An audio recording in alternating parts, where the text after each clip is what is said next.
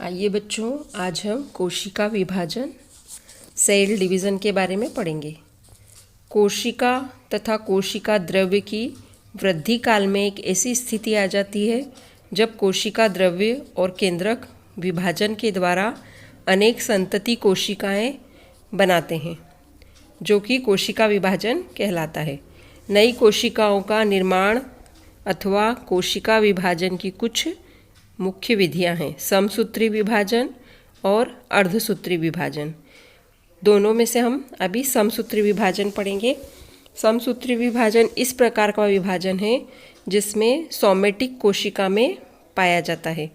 इसमें क्रोमोसोम्स की संख्या मात्र कोशिका तथा पुत्री कोशिका में समान होती है। जो नई कोशिका बनती है, जब विभाजन होता है तो दोनों में जो क्रोमोसोम्स की संख्या होती है वह समान होती है। और केंद्रक अनेक अवस्थाओं से गुजरता है। इसमें कैरियोकाइनेसिस के शीघ्र बाद साइटोकाइनेस की क्रिया होती है। कैरियोकाइनेसिस विभाजन के शुरू की अवस्था है। ये चित्र नंबर ए में दिखाई गई है, जो इंटरफेस अवस्था भी कहलाती है। इस अवस्था में कोशिका की वृद्धि होती है तथा विभाजन के लिए वह उपयुक्त बनती है, विभाजन के लिए तैयार होती है। समसूत्री विभाजन में निम्नलिखित अवस्थाएं होती है। पहली है पूर्वावस्था, दूसरी है मध्यावस्था, तीसरी है पश्चावस्था और लास्ट है आखिरी अंत्यावस्था। तो सबसे पहले हम देखेंगे पूर्वावस्था। यह विभाजन की प्रथम क्रोमेटिन जाल छोटे छोटे कुंडली टुकड़ों से टूट जाते हैं। जिसके अंदर कुंडली में छोटे छोटे जाल बने होते हैं वो टुकड़ों में टूट जाते हैं। इन रचनाओं को हम गुणसूत्र कहते हैं या क्रोमोसोम्स कहते हैं। गुणसूत्र मोटे और छोटे होते हैं। प्रत्येक गुणसूत्र 2 सूत्र से बना होता है जो एक दूसरे में लिपटे होते हैं। यह चित्र क्रमांक बी में दिखाई दे रहा है, जो एक सेंट्रोमियर से जुड़े रहते हैं। प्रत्येक गुणसूत्र पर छोटी छोटी कणिकाएं के समान पित्रय कणिकाएं भी पाई जाती हैं, जिसमें जीन्स पाए जाते हैं। जीन्स क्या होते हैं? जो एक पीढ़ी से दूसरी पीढ़ी में गुण जाते हैं, उन्हें जीन्स कहते हैं। आनुवांशिक गुण होते हैं ये, जो अपने संतान में पहुंचते हैं। केंद्रक कला तथा केंद्रिका अदृश्य होती है। इस अवस्था में अंत में गुणसूत्र मध्य रेखा की ओर बढ़ते हुए आरंभ होते हैं तथा प्रत्येक सेंट्रोस अलग अलग होकर विपरीत ध्रुवों की ओर चले जाते हैं।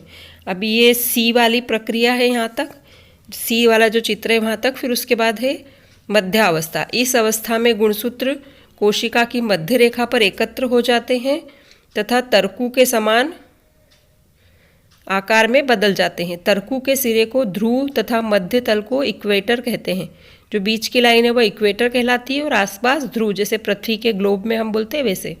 गुणसूत्र बिंदु मध्य रेखा की ओर और गुणसूत्र की बाहें प्रायः ध्रुव की ओर होती है। सेंट्रोमीटर में से चिपके हुए होते हैं। ये एक दूसरे के समांतर होते हैं। स्पिंडल फाइबर लंबाई से खिंच जाते हैं। ये चित्र क्रमांक डी और ई में दिखाया गया है। अगली है पश्चावस्था। सूत्री विभाजन की यह छोटी अवस्था है। इस अवस्था में प्रत्येक क्रोमोसोम्स के दोनों क्रोमेटिड्स सेंट्रोमियर पर एक दूसरे से अलग होते हैं और विपरीत ध्रुवों की ओर बढ़ने लगते हैं। प्रमुख कारण है संतति गुणसूत्र के मध्य एक प्रकार का रिपल्सिव फोर्स, मतलब प्रतिकर्षा बल उत्पन्न होता है। इस कारण इसके जो फाइबर होते हैं वो सिकुड़ने लगते हैं और अंत में दोनों क्रोमेटिड्स अलग अलग विपरीत ध्रुवों पर पहुंच जाते हैं, ऊपर और नीचे। ये क्रोमेटिड्स अब संतति क्रोमोसोम्स कहलाते हैं। दोनों कोशिकाएं विभाजित हो चुकी है। अब उसके बाद है चौथा अंत्यावस्था, आखिरी की अवस्था है ये। इसमें आखिरी के 2 चित्र देखिएगा। इस अवस्था में संतति गुणसूत्रों के समूह विपरीत ध्रुवों पर एकत्रित हो जाते हैं और क्रोमोसोम्स पतले धागे के समान दिखाई देने लगते हैं। न्यूक्लियोलस फिर से दिखने लगता है। इसमें वो आ जाता है, इसमें केंद्रक और न्यूक्लियर झिल्ली भी बन जाती है। तर्कु अदृश्य हो जाता है। जो तर्कु बना था वह धीरे धीरे अदृश्य हो जाता है। प्रत्येक ध्रुव के सभी क्रोमेटिड्स पुनः जाल बना लेते हैं और मैट्रिक्स समाप्त हो जाते हैं। जो गुणसूत्र बने थे वो क्या होते हैं? समाप्त होकर वापस से जो पहली अवस्था थी ये चित्र वाली, वो कोशिका के अंदर आ जाती है।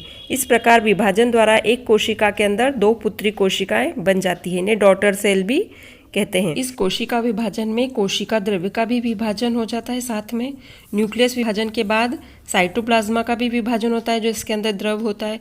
कोशिका के मध्य में एक जो सेल प्लेट्स बनती है जो कोशा को 2 संतति कोशिकाओं में विभाजित कर देती है। इस तरह से इनका कोशिका का द्रव्य भी विभाजित हो जाता है। समसूत्री विभाजन का महत्व, इस विभाजन में मात्र कोशिकाओं से 2 संतति कोशिकाएं बनती है तथा दोनों संतति कोशिकाओं में क्रोमोसोम्स की संख्या मात्र कोशिका के समान होती है। इस विधि द्वारा संतति कोशिकाओं की में वही गुण आते हैं जो मात्र कोशिकाओं में होते हैं, इसलिए इसे समसूत्री विभाजन कहा गया है। अब अगला विभाजन है अर्धसूत्री विभाजन, जो मैं दूसरे वीडियो में दूसरे भाग में बनाऊंगी। इसे पढ़ो, याद करो। धन्यवाद।